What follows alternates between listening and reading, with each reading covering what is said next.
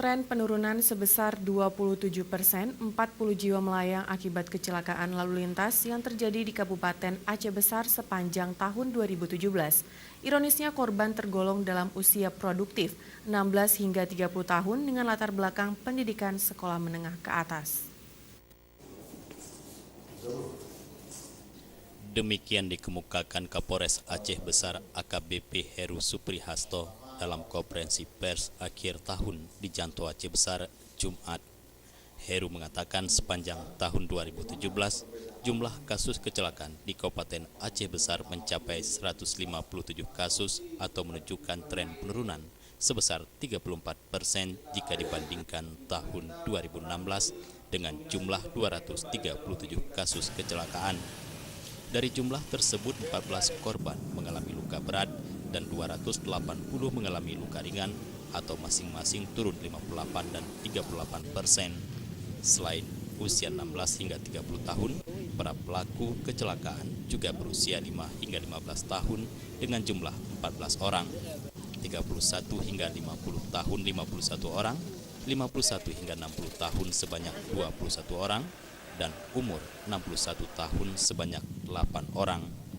Adapun jika diurut berdasarkan waktu kecelakaan terbanyak terjadi saat pukul 12.00 WIB hingga pukul 18.00 WIB dengan 76 kasus kecelakaan. Disusul pukul 6.00 WIB hingga pukul 12.00 WIB dengan jumlah 49 kasus. Sedangkan pukul 00 WIB 9 kasus dan 18.00 WIB hingga 00 waktu Indonesia bagian Barat 23 kasus. Sementara itu, menurut Kasat Lantas Ibtu Sandi Titah Nugraha, sejumlah upaya terus dilakukan pihaknya untuk menekan kasus kecelakaan lalu lintas di wilayah Aceh Besar, di antaranya dengan membuat kesepakatan dengan sejumlah sekolah. Tak hanya itu, sejumlah pesan kampanye keselamatan berlalu lintas juga disampaikan melalui spanduk, himbauan, dan video unik. Rencana garis besar yang kita sudah rencanakan di tahun 2018 ada beberapa hal. Yang pertama, kalau di 2017 kemarin kami mengumpulkan para kepala sekolah untuk membuat surat pernyataan tentang anak sekolahnya tadi tertib berlalu lintas.